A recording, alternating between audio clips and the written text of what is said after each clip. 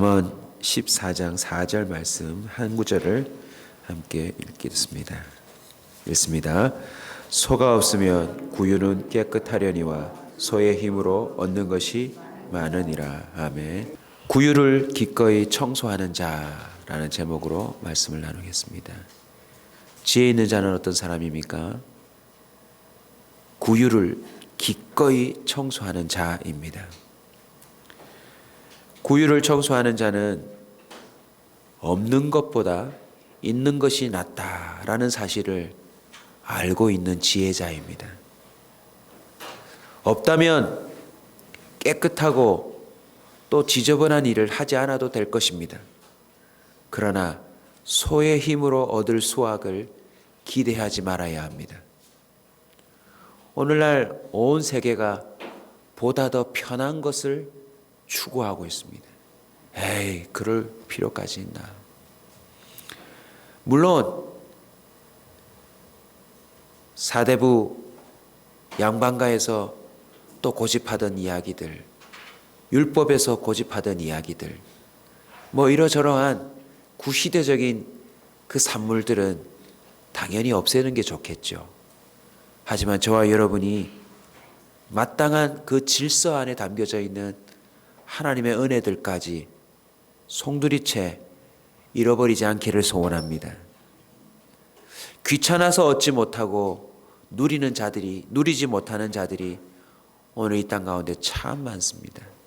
그냥 홀라당 없애는 바람에 그 안에서 누리고 경험하게 될 참 좋은 믿음의 혜택들마저도 그냥 전혀 알지 못하는 자들이 있다라는 것입니다.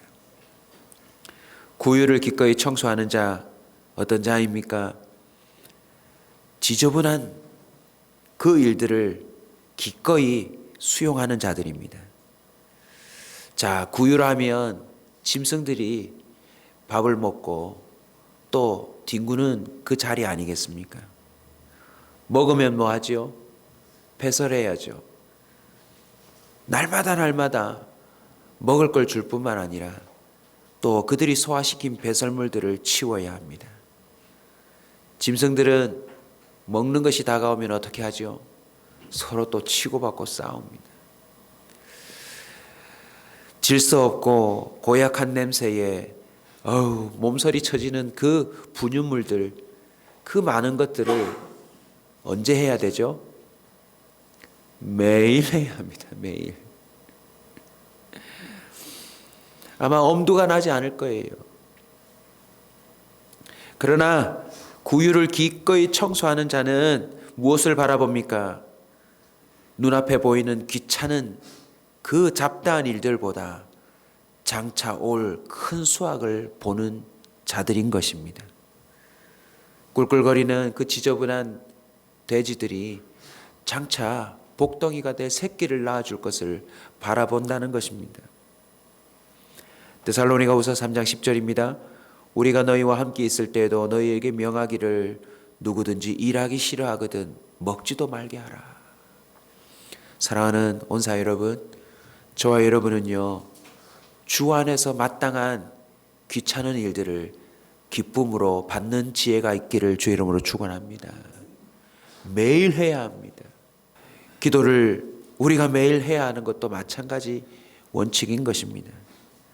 쉬지 말고 기도하고 범사에 감사하는 것 또한 역시 마찬가지 일인 것입니다. 시편 126편 5절입니다. 눈물을 흘리며 씨를 뿌리는 자는 기쁨으로 거두리로다. 아멘. 정말 이 구유를 청소하듯 구유를 관리하듯 매일매일 눈물이 찔끔 나도록 쉬지 않고 해야 될 일들이 참 많습니다. 그러나 그 일들을 멈추면 그 소로 말미암아 그 소의 힘으로 말미암아 얻어야 될 그 놀라운 일들은 상상도 기대도 꿈도 꾸지 말아야 한다는 것입니다. 오늘 이 이야기를 우리에게 좀 적용하면요, 굉장히 심각한 이야기들이 드러납니다. 아기를 낳기 싫어해요. 짐승의 구유가 아니라 이제는 자신의 자식에 대한 분유를 먹이는 것, 기저귀를 가는 것, 아이고 그 아이를 다 씻고 먹이고 입히는 것 귀찮게 여기는 시대가 되고 말았습니다. 어느새 가장 기본적인 사람에게 주신 질서들마저도 이 귀차니즘으로 말미암아 사람들이 내팽개치고 있더라는 것입니다. 여러분, 비혼이라는 이야기를 들어보았습니까? 요즘 젊은이들이 비혼식을 한대요. 비혼식이 뭐냐면 혼자서 웨딩 사진을 찍고 자신의 결혼을 혼자서 하는 겁니다.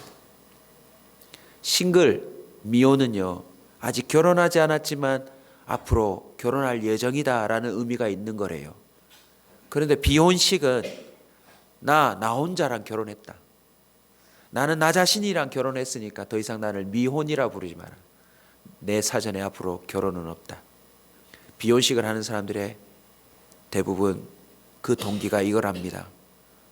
더 이상 나 아닌 다른 사람하고 살 부딪히며 살기 싫다라는 거예요. 뭐하러 찢고 볶고 싸우면서 그렇게 사느냐는 것이죠. 여러분, 오늘 이 시대에 이 구유로부터 출발해서 모든 것을 자신의 뜻대로 편리대로 하나님의 질서를 벗어나 살고 싶어하는 인간의 악함과 게으름이 있다는 사실을 우리는 기억해야 합니다. 교회 신앙생활로 적용해 보면 다음과 같이 또 설명할 수 있습니다. 요즘 사람들이 교회에 자주 오기를 싫어해요. 뭐하러 그렇게 교회를 자주 가냐고. 여러분, 교회를 자주 오지 않으시면 거기서부터 얻을 수 있는 신앙의 큰 수확들은 기대하지 않으셔야 합니다. 물론 교회를 자주 간다는 것 자체가 그 자체가 영적인 풍성한 수확을 의미하는 것은 아니지만 순수하게 바른 신앙의 관점에서 볼 때 헌신은 훨씬 더 강력한 수확을 준다는 사실을 기억해야 합니다. 오늘날 많은 사람들이 신앙적인 부담 때문에 그 안에 담겨져 있는 하나님의 약속을 발로 차는 자들이 참 많습니다. 아유, 교회 가면 사람들하고 만나는 게 피곤하다. 아이고, 뭐 집에서 기도하면 되지. 아이고, 뭐하러 그렇게까지 또 장소를 만들어내서 하느냐. 이러저러한 귀차님들이 신앙으로부터 출발해서 삶의 곳곳에 다 퍼져 있다는 사실을 우리는 기억해야 합니다. 오늘 이 말씀을 듣고 저와 여러분이요, 다시 한번 회복해야 될 구유가 무엇인지를 찾아내 보시기 바랍니다. 구유라고 하는 것은 짐승을 비롯하여 누군가를 먹인다는 것 아닙니까?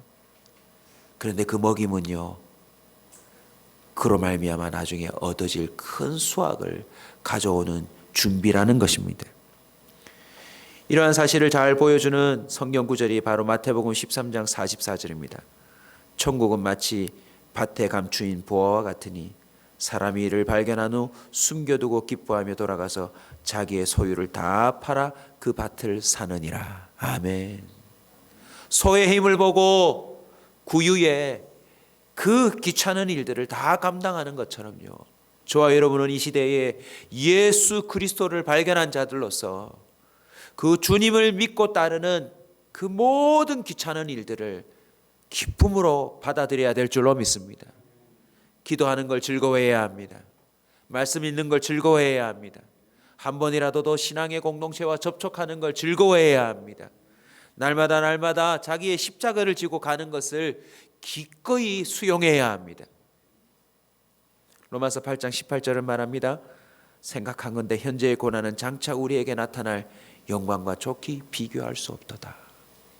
우리는 심지어 예수를 믿는 믿음으로 말미암아 받아야 될 고생과 고난을 기꺼이 매일매일 수용해야 합니다. 아멘.